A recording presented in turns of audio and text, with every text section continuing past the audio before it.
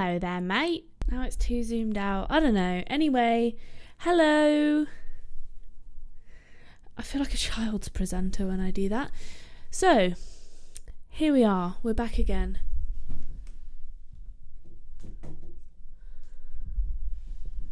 That was a pretty crap intro. Basically, I'm going to try and do a couple of episodes tonight. That means we're not messing around. We're getting through it. But what I've realised that I've done is not actually planned this episode. That could go very wrong for me because, as we all know by now, my mind does not focus well. So let me just quickly write some... Oh, I just went away from the microphone. Let me just quickly write some notes. Done. I think I've got enough to work off of there. I've got a few words, and the first one, and I've got a story for the second word, basically. It's somebody's name. Oh, wait. I just remembered another person. Okay, so basically we're doing Tinder, the ugly. We've done the good, we've done the bad, and now we're doing the ugly. If you haven't listened to the other two, then it doesn't really matter. You can listen to them in any order, but probably just go back and listen to them. That would be good, wouldn't it? All right, so where do I even start on the ugly? I feel like there is an equal amount of ugly to online dating. We all know this, if you've online dated. If you haven't, then good luck to you. That was my brown birds from Friends wave. So let me tell you a story. Let me tell you the story first, and then because it kind of segues on to literally all of the other ones. This guy was probably the ugliest of them all in terms of story-wise. He was the ugliest. I feel like you're very far away over there. Come a bit closer. Oh, that looks like a good happy medium right there. See, I should just set all of this up beforehand, but I didn't. That's what you tune into when you tune in to listen to me, I'm afraid. So I'll probably cut some of it out, to be fair. Anyway, the story. I was, no, not 25, younger than that. Maybe like 23, I don't know. Anyway, I was, probably 23. What year was I? Fifth year of uni. So 22, 23. So I'd just become single and, well, not just. I think actually this guy was a bit later down the line. Should I name his name? It's quite an obscure name, so I feel like if he is listening for some absolute absurd reason, do you know what? He deserves to be named and shamed, actually, because he is a dick. So here we go. His name is Tino, okay? And that's not his full name, but he is sort of half Italian, I want to say. But he wasn't Italian, he was like from Leicester. So anyway, do you know what? I keep thinking in my head, Dawn, why are you like actually telling this story? And then I'm like, do you know what? Because I'm like, do I really want to like lay all my cards down and be like, this guy was, if he does listen, this guy was like really horrible to me, and just be really vulnerable about it. But whatever, it's just going to show. And he's not a one-off, okay? So he is not a one-off. There were a few like this, and probably my naivety did not help. So yeah. Anyway, I keep looking at all my plants in here and being like, God, I need to water them. They don't look good, some of them. Okay, so his name's Tino. He is, I feel like a bit awkward about saying all of this, but oh well. He is in the military, and he is in the Marines, and he is an officer in the Marines. I mean, this could have all been a lie because he lied to me about a lot of other stuff, so, Anyway, so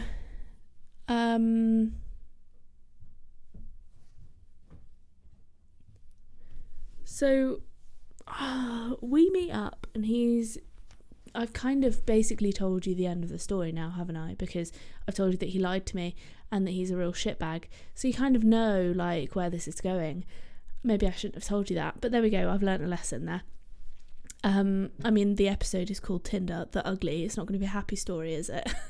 So, anyway, he's like a few years older than me at this point. 26, I want to say. So, you know, he's probably like over 30 now. So this is a horrible story because I'm just thinking about some of the more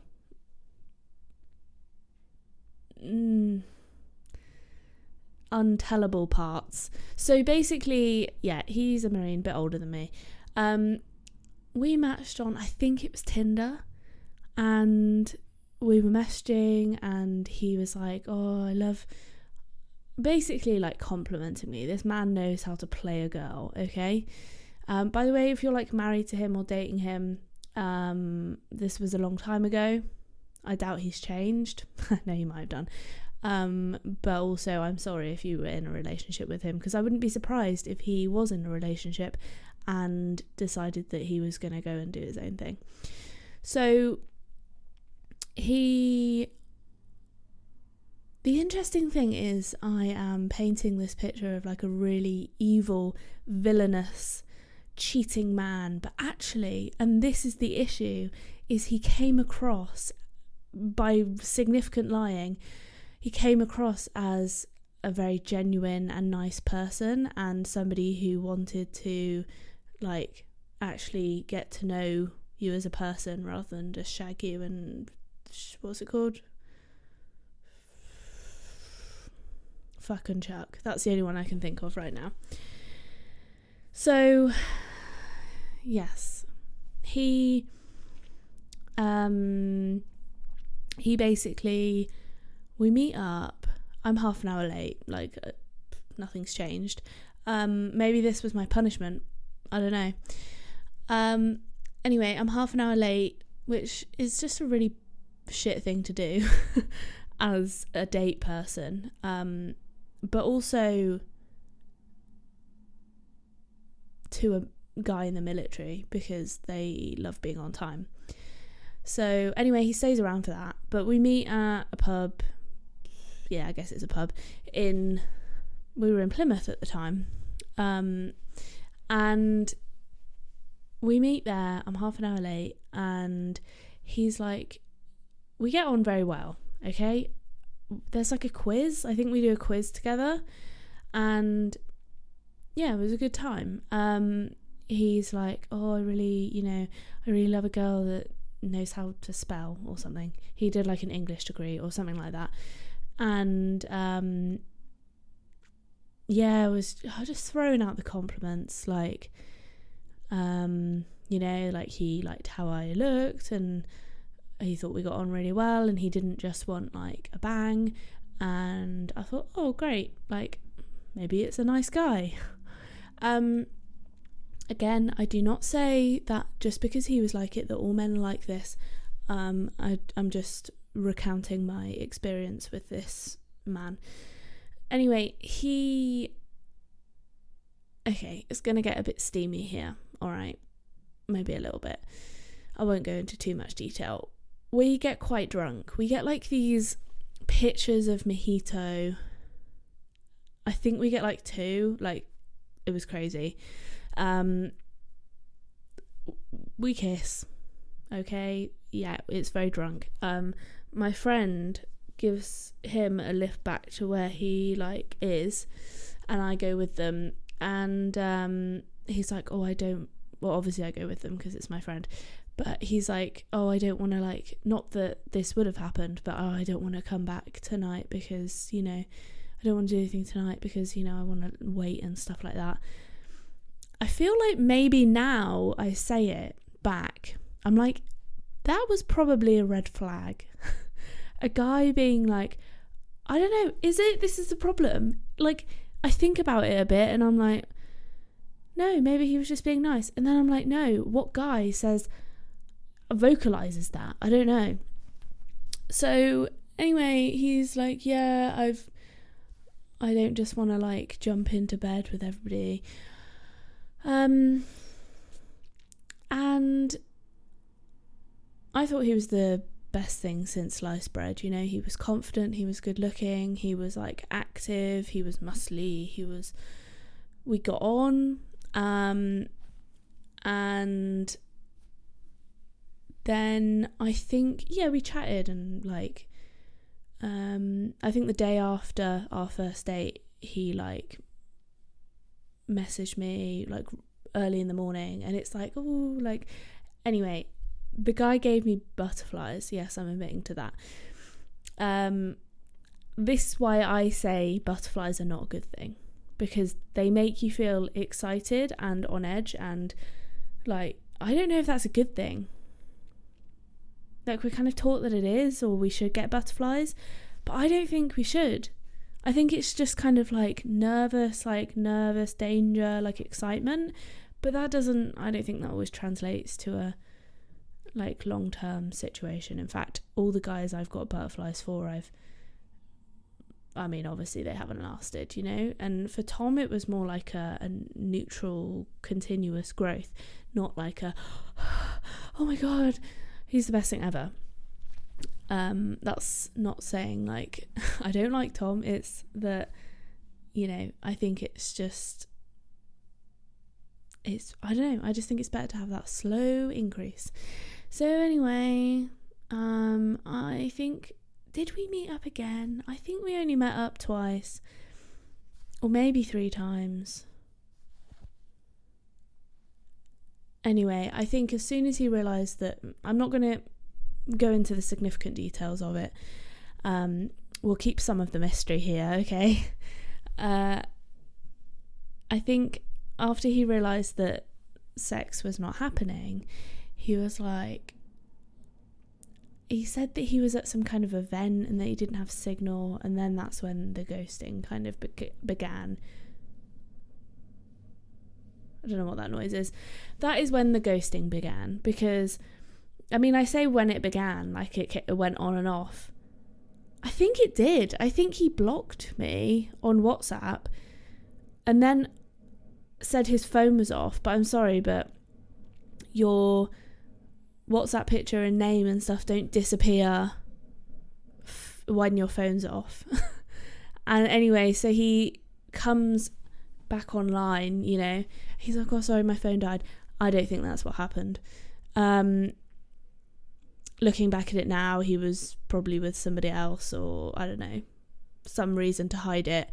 But anyway, so that was another red flag. But I was very sad about this. I was like, I thought we got on well, and I thought, you know, could have been good. He had other ideas, it seems. So anyway, I can't remember when it happened. In fact, I could get it up on my phone, but actually it's on charge. But I've got WhatsApp on here. It kind of makes me nervous to think about looking at it. I think I archived him.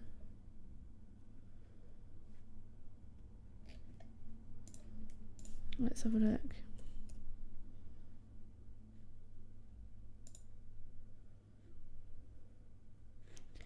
I think I might have just deleted the messages, actually. Wow. Drama.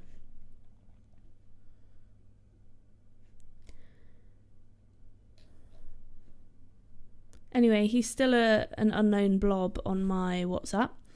And yeah, he just blocked me and that was it, and I didn't hear anything else, and I was like, what happened? And obviously now I think about it, I'm like, you know, I have no evidence, but my impression is that he was like, I'm not going to get sex, goodbye. So that is ghosting. Probably the shittest thing to like ever happen in the world when you care a bit about somebody.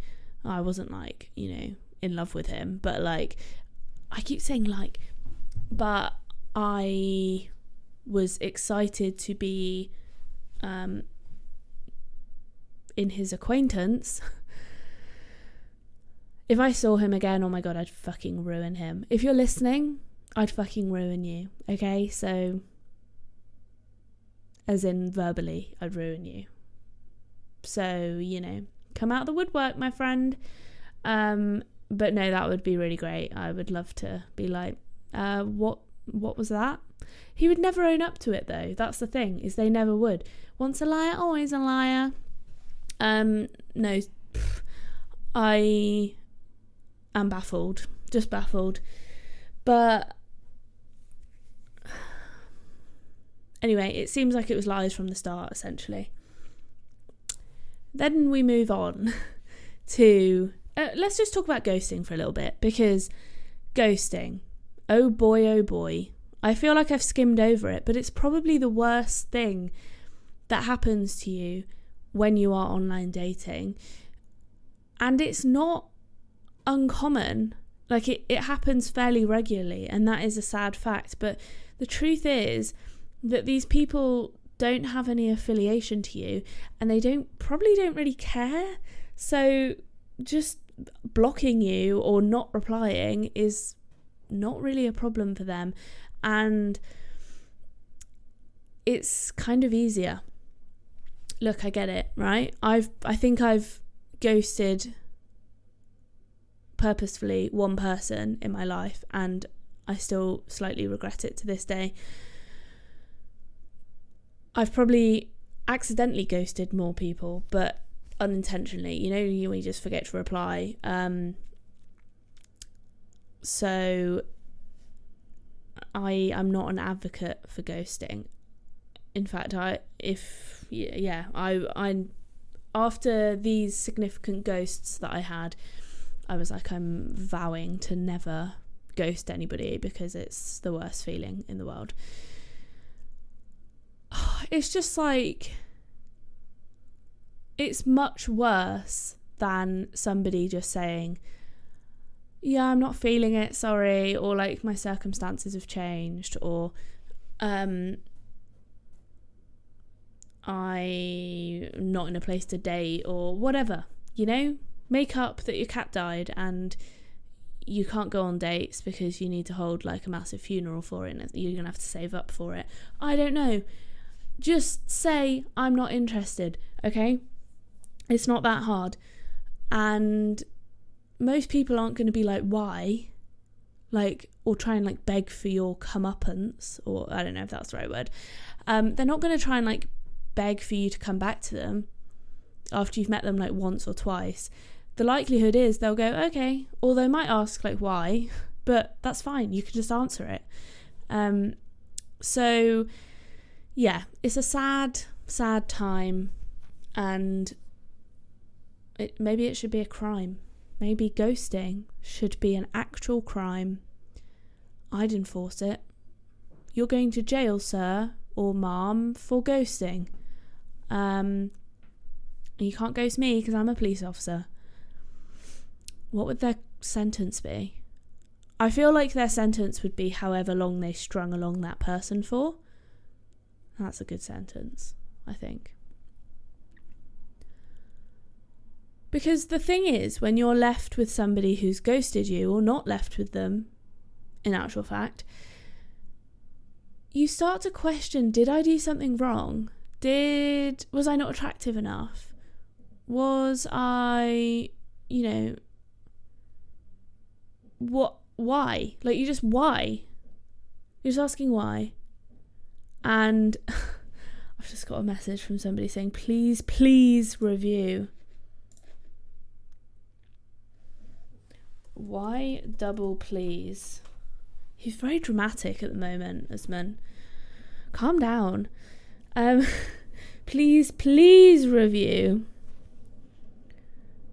Okay.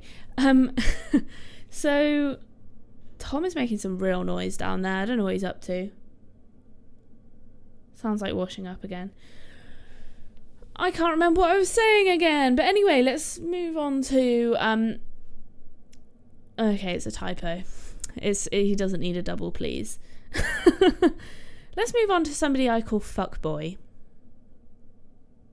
That starts very well, doesn't it? Now I was very naive at this stage, okay? This is the first guy I ever spoke to on Tinder. Like, literally the first guy. And the first guy I ever met. I call him fuckboy for obvious reasons. He is a big fuckboy. He basically never wanted to actually spend any money or go out on a date. His idea of a date was sitting on a park bench, which was very odd. He always wanted me to like come back to his accommodation. He was in the military as well. Look, I lived in Plymouth. There were a lot of military around, okay?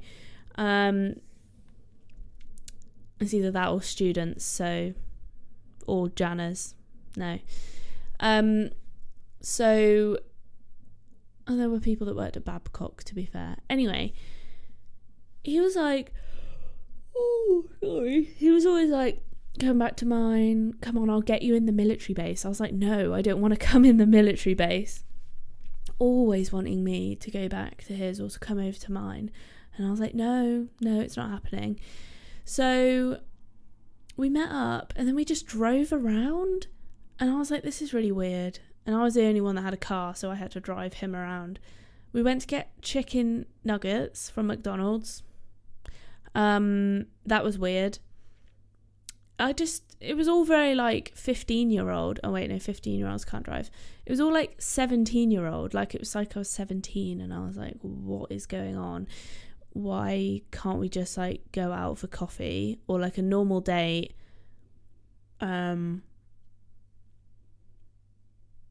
Instead, we're just gonna sit on the side of the road. Like, it was very odd. Very odd. I don't know what the deal was. Maybe he just didn't want to spend any money. Realistically, he just wanted to fuck. That is what a fuck boy does, I suppose. Anyway, I realised that he's just a massive fuck boy, like, fairly soon. And then I think he came over to my flat once. Nothing happened.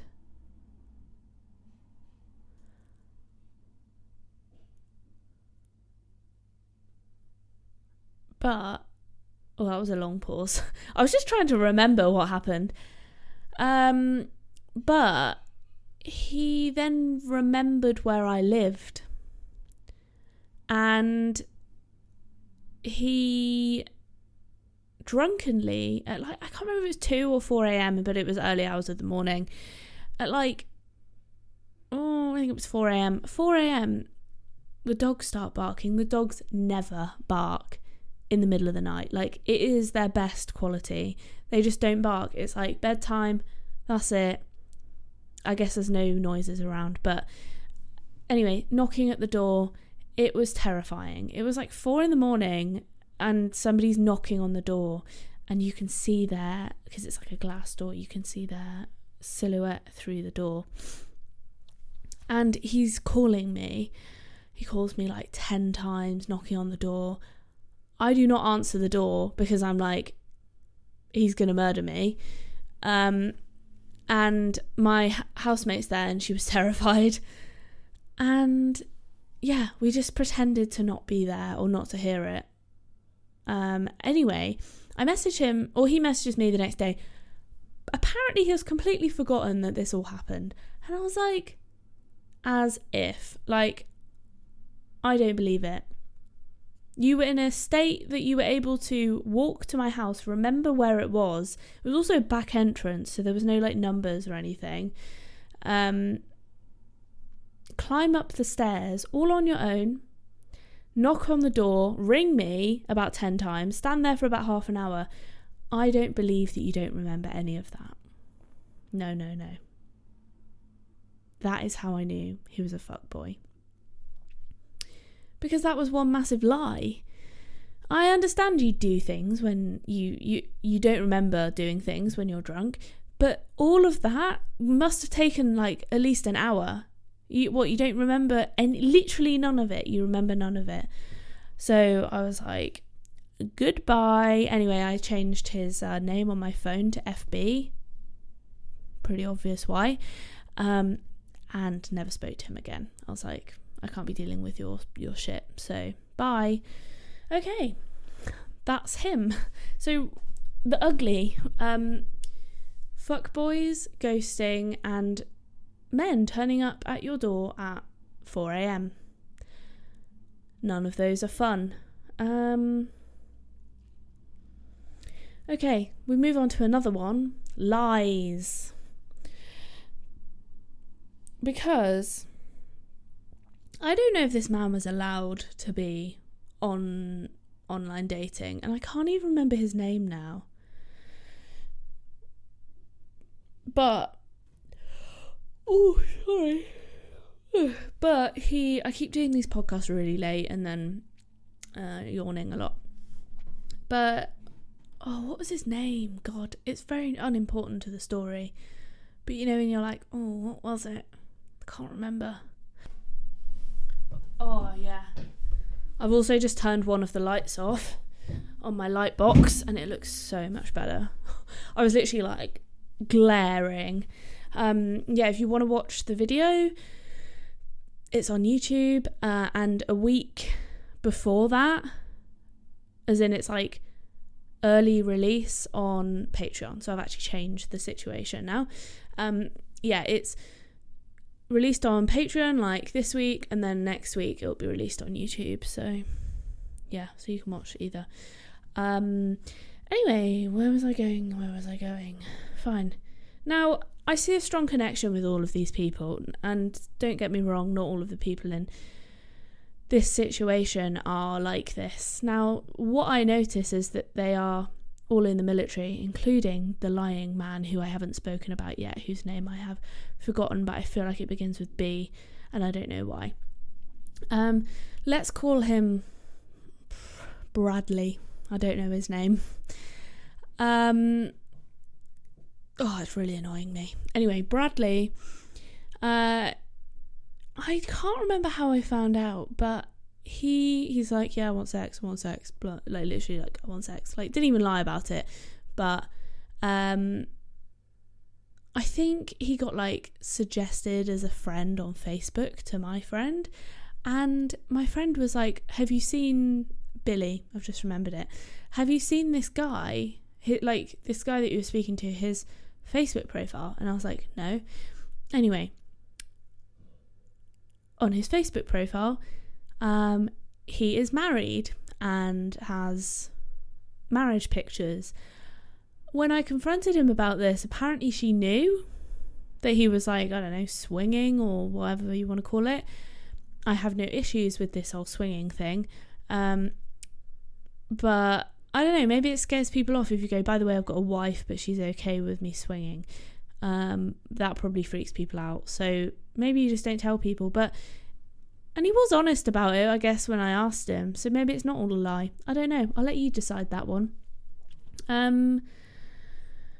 I think what I found throughout the whole of my Tindering experience was that, and I know this is a massive generalisation, all the guys, a lot of the guys, not all of them, and not most of them, some of the guys just wanted to shag, basically, and that was a consensus. And they would go at many lengths to get such activities under their belt, including lying.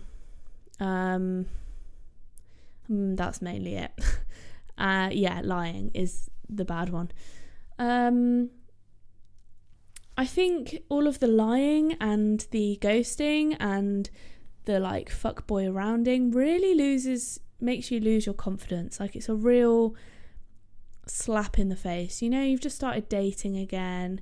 You just got to have a long-term relationship, and then you're kind of like thrown into this barbaric world where everyone is happy to lie to you and treat you like you don't really mean anything, which of course you don't mean anything to them, but it would be nice if they treated you like a human, I suppose. But yeah, maybe that's too much to ask.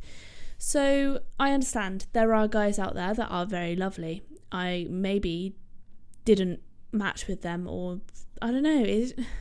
I do think the nice guys, maybe I shouldn't call them nice guys, the guys who treat people well are sort of undervalued on dating apps, because they're not bolshy, they're not like and like, they're probably, the people that are like I don't know what that means, but the people that are like that are probably more good looking. And also men don't get as many matches as females, so females really do have the pick of the litter, whereas for men it's a bit more like slim pickings. So here's shit. Anyway, I changed my tactics later on to be a bit more like, I don't want to be fucked around, maybe I want to be treated nicely, maybe I should go for different men. Maybe the problem is kind of me, as in I was, I'm the one swiping and engaging with these people, so I just removed myself from that and met Tom, who's very lovely and treats me really well. So there we go, it's not all shit. And there were other guys that, did want more than sex, but I just wasn't vibing some of them. So yeah, I think that's all I've got. I really do. I think that is all I've got. I never really got catfished.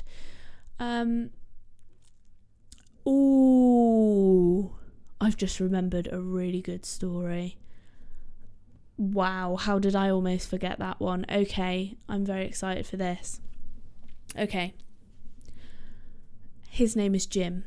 Although this, I don't think is his real name, but his name is Jim. He claims himself to be a doctor. An anaesthetics doctor, very specifically. And also, he spoke the lingo. So I really did think he was the real deal. Okay, maybe I'm just a fool. Sorry.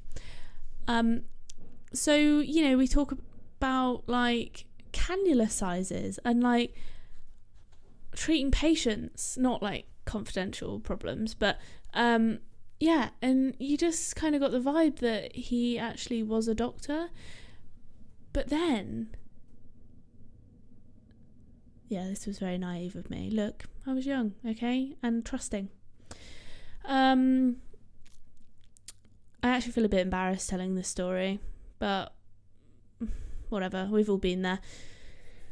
So we're like chatting, and he's like, he was in a hotel for some reason, I can't remember now, like because he, I don't know, had some kind of teaching, so I don't know, it seemed true. Anyway, like 8 or 9 at night, I'm a late owl, okay, so I'm a night owl, so these times being very late is not abnormal for me. It's currently 11 at night.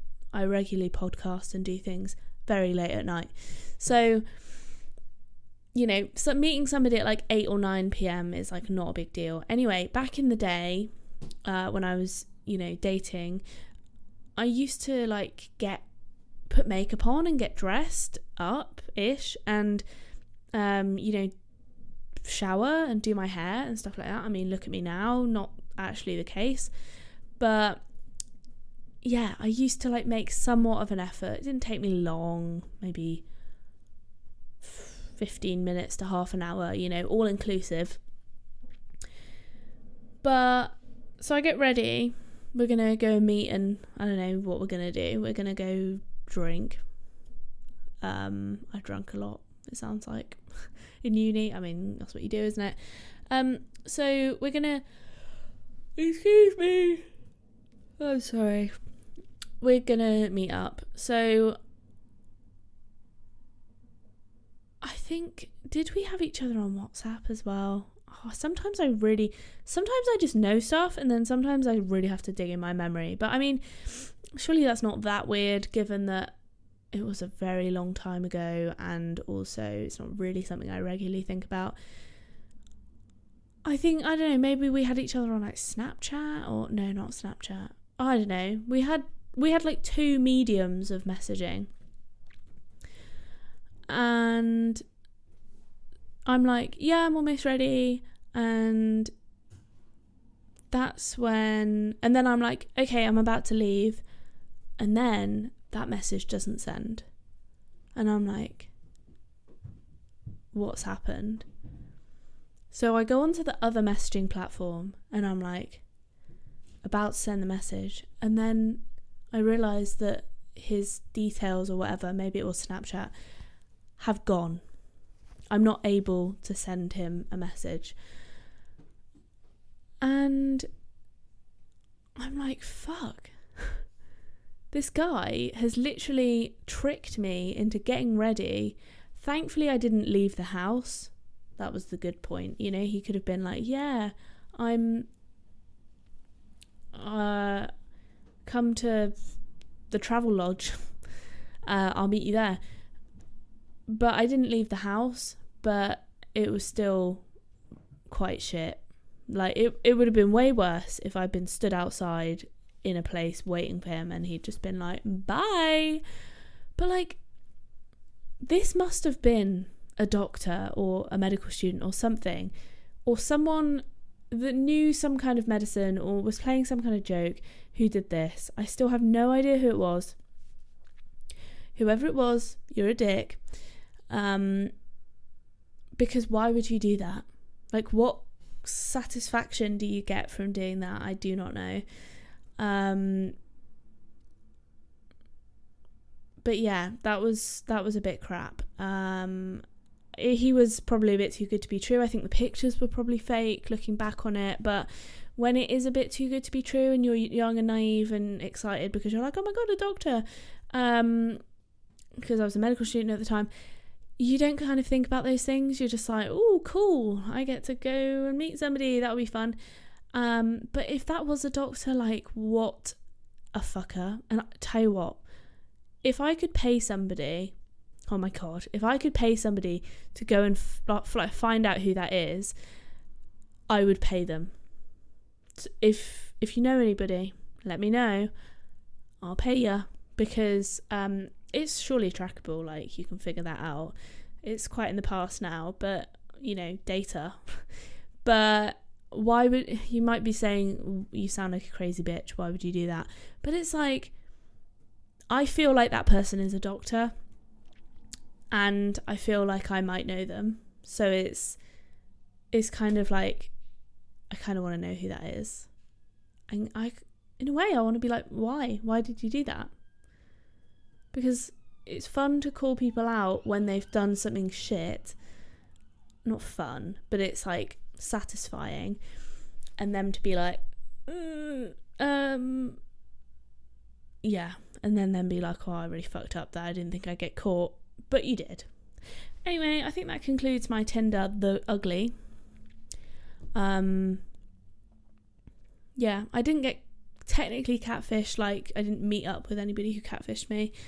I think that person was probably a catfish, and I don't think they were a real person, because when you're in the doctor world, like, you kind of know all the doctors, and I didn't know him and nobody knew him, so it was like, yeah, it was a bit fishy. Anyway, I'm probably gonna record another one now. Oh, can I be bothered? I don't know. Anyway, thanks for listening. Yeah, if you'd like to follow, subscribe, or whatever you do on podcasts, like it if you're on YouTube, and go check out my Patreon page if you fancy it. I'll be adding some more perks and stuff like that at some point when people actually care. Okay, bye, love you.